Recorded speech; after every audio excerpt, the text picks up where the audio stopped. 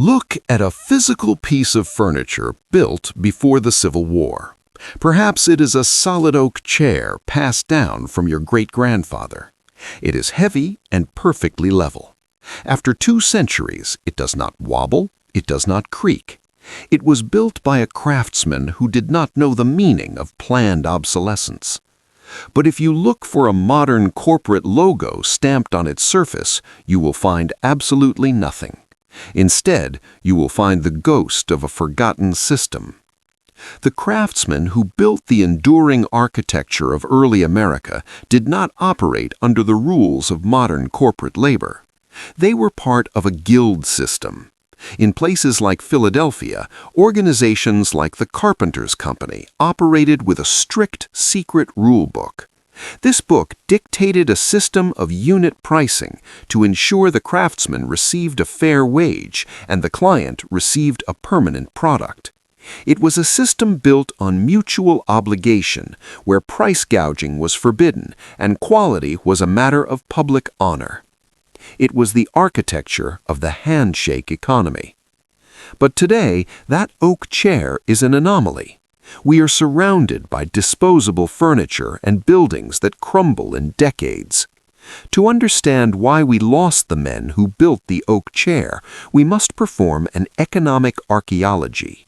We must uncover the great financial heist of the 19th century that destroyed the independent craftsman and forced an entire nation into a system of perpetual debt. To comprehend the magnitude of what was stolen, we must first understand how America functioned before the year 1863. Mainstream history books brush over this era, calling it primitive. But the reality is that early America operated on a highly localized, highly resilient network of exchange. There was no central bank dictating the value of your labor.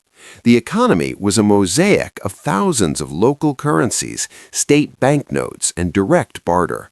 If a community needed to build a town hall or a church, they did not petition a Federal Reserve or seek a massive loan from a Wall Street syndicate.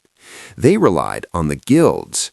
A carpenter exchanged his labor for food from the farmer, goods from the blacksmith, and credit at the local general store. It was an economy of proximity. You looked the man you were trading with directly in the eye. This handshake economy had a powerful side effect. It made the American middle class virtually immune to national financial manipulation. Because their wealth was tied to local reputation, they could not be squeezed by distant bankers. The system was self-regulating. If a local bank issued bad notes, the local community held them accountable immediately. It was an era of profound independence, where debt was a temporary tool, not a lifelong condition. But to the emerging titans of industry and federal power, this independence was unacceptable. You cannot build a centralized industrial empire if the citizens refuse to participate in your debt. The independent guild had to be destroyed. The opportunity to break the handshake economy arrived under the dark, chaotic cover of the American Civil War. In 1863, while the nation was distracted by the trauma of a fractured republic, President Abraham Lincoln signed the National Banking Act into law. We are taught that this was a necessary measure to finance the war effort, but economic archaeology reveals a sinister motive. The National Banking Act was the ultimate centralization of American wealth. It created a system of federally chartered banks and established a uniform national currency. But to ensure Americans used this new federal money, the government destroyed the competition. In 1864 and 1865, they imposed a crushing 10% tax on all state banknotes. Overnight, the thousands of local currencies that had fueled the independent towns of America were rendered worthless. The wealth of the local community was instantly transferred to the federal system. The local banks that survived were forced to buy federal treasury bonds to back their lending. The handshake economy was dead. From that moment on, every transaction, Every building project and every farm expansion required participation in a national system of debt. The master builders of the guilds could no longer trade on their reputation. They had to borrow federal dollars. The American citizen was transformed from an independent producer into a captive consumer of federal credit. The war may have preserved the physical union of the states, but it quietly surrendered the financial sovereignty of its people to a centralized banking cartel. This financial enclosure was followed by a great American illusion, the Homestead Act of 1862. We're taught that this was a generous gift of free land to the brave pioneers, but perform the archaeology of the homesteader's ledger. The land may have been free, but survival was not. To clear the land, build the house, and harvest the crops, these pioneers required tools, seeds, and livestock. Because the local barter systems had been destroyed by the National Banking Act, the homesteaders had to take out massive loans from Eastern banks at exorbitant interest rates. The free land was actually a mechanism to force millions of independent citizens into the new debt-based economy. When the crops failed or the markets dipped, the banks foreclosed, transferring vast tracts of American real estate into the hands of corporate syndicates.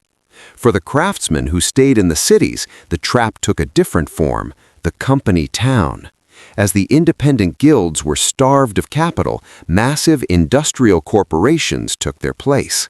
In towns like Pullman, Illinois, the corporation owned your house, your grocery store, and your tools. They paid you in company scrip, trapping the worker in an endless cycle of engineered poverty. The proud master builder was reduced to an expendable assembly line worker. The independence of the early American Republic had been seamlessly replaced by a system of industrial serfdom. How could such a massive financial transformation happen without a massive historical outcry? How could an entire nation lose its economic sovereignty and forget it ever existed? The answer lies in the 1870 brick wall. If you have ever researched your genealogy, you know the absolute frustration. Millions of Americans trace their family roots back to 1870 and hit a dead end. We are told this is due to poor record-keeping and tragic accidents, like the mysterious fire that destroyed the 1890 census. But as economic archaeologists, we must view this pattern with deep suspicion. The destruction of these records perfectly coincides with the era of the great financial consolidation. The paper trail of the Handshake Economy, the local land deeds, the independent guild records, the lineage of the master builders was wiped clean. The history of how independent families were foreclosed upon and driven into company towns was largely erased. The slate was wiped clean, ensuring that the generations born into the 20th century would never know that an alternative to the central banking system had ever existed. They would believe that corporate dominance and perpetual debt were the natural order of the world.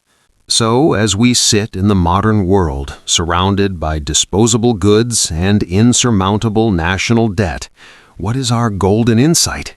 Is the handshake economy truly dead? Look to the Amish. They are the living ghosts of the old system.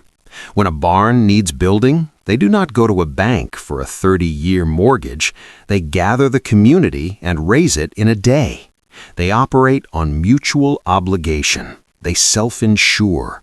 They have violently rejected the central banking system, and as a result, they remain financially sovereign. You do not need a buggy to apply this wisdom. First, relocalize your wealth. Shift your reliance away from massive institutions and build credit with local craftsmen. Second, resurrect the barter mindset. Your skills, your time, and your community network are assets that cannot be inflated away by a central bank. Build relationships where a handshake still holds weight. The oak chair from 1840 still stands because it was built by a free man for a free community. We cannot undo the 1863 heist, but we can refuse its capture. Protect your independence, honor your local craftsmen, and remember that true wealth is built on the permanent foundation of human trust, not the fragile paper of a central bank. Have you ever hit the 1870 brick wall in your own family tree? Share your history below. Let's uncover the truth together today. Thank you for watching the Golden Age Insight.